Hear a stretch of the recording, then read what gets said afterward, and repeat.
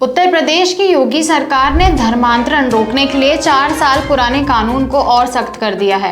विधानसभा में ये bill pass हो गया है और इस बिल में उम्र कैद तक की सजा का प्रावधान किया गया है। इसके साथ ही जुर्माने की रकम को भी दोगुना कर दिया गया है। हमारी आज की रिपोर्ट भी इसी विषय पर है। आइए ऐसे में जानते हैं कि यूपी में कथित लव जिहाद को रोकने के लिए कितना सख्त कानून आने वाला है। नमस्कार, मैं सिमरन शर्मा स्वागत करती हूँ आपका यूबी न्यूज में, जहाँ हम न सिर्फ खबरें लाते हैं बल्कि उसका बारीक और सटीक विश्लेषण भी करते हैं। उत्तर प्रदेश में कथित लव जिहाद को रोकने वाले पुराने कानून को और सख्त कर दिया गया है। नए कानून में उम्र कैद तक की सजा का प्रावधान किया गया है। नए कानून में जुर्माने की रकम को भी बढ़ाकर दोगुना कर दिया गया है। पुराने कानून को सख्त करने वाला prohibition of unlawful conversion of religion amendment bill 2024 विधानसभा से पास भी हो गया है।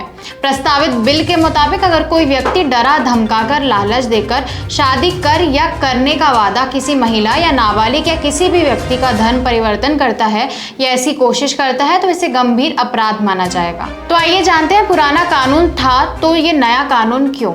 यूपी में 2020 से जबरन धर्मांतरण को रोकने के लिए कानून है, लेकिन 4 साल बाद सरकार ने इसमें फिर संशोधन कर नया बिल पेश किया है। सरकार का कहना है कि मौजूदा कानून SC, ST, महिलाएं, नाबालिग और दिव्यांगों के धर्मांतरण और सामूहिक धर्मांतरण को रोकने के लिए काफी नहीं है। यूपी सरकार ने धर्मांतरण विरोधी कानून में ऐसे वक्त संशोधन किया है जब कुछ हफ्तों पहले ही इलाहाबाद हाईकोर्ट ने कहा था कि राज्य के कुछ हिस्सों में SC, ST और आर्थिक रूप से कमजोर लोगों को बड़े पैमाने पर ईसाई धर्म में बदला जा रहा है। तब हाईकोर्ट ने बड़ी टिप्पणी करते हुए कहा था कि अगर ऐसे धर्मांतरण को रोका नहीं गया तो एक दिन बहुसंख्यक आबादी अल्पसंख्यक हो जाएगी। प्रस्तावित बिल में FIR दर्ज करवाने वाले व्यक्ति का दायरा बढ़ाया गया है। मौजूदा कानून के तहत पीड़ित व्यक्ति के माता पिता, भाई बहन या फिर जिस किसी से भी उसका खून का रिश्ता हो वही FIR दर्ज करवा सकता था, लेकिन प्रस्तावित बिल में कोई भी व्यक्ति जोड़ा गया है। यानी अब जबरन धर्मांतरण करने वाले मामलों में कोई भी व्यक्ति FIR दर्ज करवा सकता है। नए बिल में भी ये प्रावधान है कि अगर कोई व्यक्ति धर्मांतरण के इरादे से किसी व्यक्ति को डराता है या धमकाता है, तो किसी महिला से शादी का झूठा वादा करता है, किसी नाबालिग महिला या फिर व्यक्ति की तस्करी करता है या उसकी संपत्ति पर हमला करता है, तो दोषी पाए जाने पर कम से कम 20 साल की जेल की सजा होगी, जिससे उम्र कैद तक बढ़ाया जा सकेगा। इसके अलावा नए बिल में विदेशी फंडिंग को लेकर धर्मांतरण करवाने वालों पर भी जेल और जुर्माने की सजा का प्रावधान किया गया है।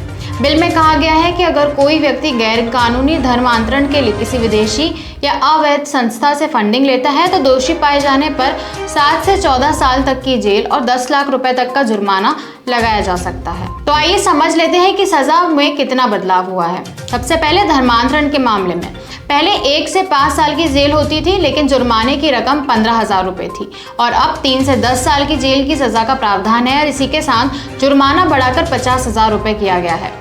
दूसरा ये कि महिला SC, ST के मामले में पहले नाबालिग महिला या SC, ST के मामले में 2 से 10 साल की सजा होती थी, 20,000 रुपए तक का जुर्माना लगता था और अब शारीरिक और मानसिक रूप से व्यक्ति को भी इसमें जोड़ा गया है। 5 से 14 साल की जेल की सजा होगी और इसी के साथ 1 लाख रुपए का जुर्माना भी लगेगा। तीसरा, सामूहिक धर्मांतरण के मामले में पहले 3 से 10 साल की जेल होती थी और 50,000 रुपए का जुर्माना लगाया जाता था और अब 7 से 14 साल और इसी के साथ सामूहिक धर्मांतरण पर 1 लाख का जुर्माना। अब तक डरा धमकाकर या बहला फुसलाकर शादी करने और फिर धर्मांतरण करवाने पर 10 साल तक की जेल का सजा का प्रावधान था, लेकिन अब अगर कोई व्यक्ति किसी महिला को डरा धमकाकर या बहला फुसलाकर या फिर शादी का वादा कर उसका धर्मांतरण करता है तो दोषी पाए जाने पर कम से कम 20 साल की जेल की सजा का प्रावधान किया गया है। इस सजा को उम्र कैद तक बढ़ाया जा सकता है। प्रस्तावित बिल के मुताबिक जुर्माने की रकम पीड़िता के मेडिकल और पुनर्वास पर खर्च किए जाएंगे। इसके अलावा अदालत चाहे तो आरोपी पर 5 लाख रुपए तक का जुर्माना और लगा सकती है, जो पीड़िता को मुआवजे के तौर पर मिलेगा। इसके अलावा नए बिल में जमानत की शर्तों को भी कठोर कर दिया गया है। नए बिल में जमानत के लिए मनी लॉन्ड्रिंग और UAPA जैसी शर्तों को जोड़ा गया है। नया बिल अगर कानून बनता है तो आरोपी को जमानत के लिए 2 शर्तें पूरी करनी होंगी। पहली कि सरकारी वकील को उसकी जमानत का विरोध करने का मौका दिया जाएगा और दूसरी कि अदालत को ये लगे कि आरोपी इस तरह के अपराध का दोषी नहीं है और जमानत पर रहते हुए भी वो अपराध नहीं करेगा। फिलहाल इस बिल को विधानसभा ने पास कर दिया है। अब चूंकि उत्तर प्रदेश में विधान परिषद भी है, इसलिए इस बिल को विधान परिषद में भी पास किया जाना जरूरी है। इसके बाद राज्यपाल की मंजूरी के बाद ये कानून बन जाएगा। तो ये थी हमारी आज की एक खास रिपोर्ट। आपको यह कैसी लगी, हमसे अपने विचार जरूर साझा करें। वीडियो पसंद आए तो इसे लाइक और शेयर करें, साथ ही चैनल को सब्सक्राइब जरूर करें। UBE न्यूज आपके लिए लाता रहेगा देश विदेश से जुड़ी ऐसी और खबरें। तब तक के लिए धन्यवाद।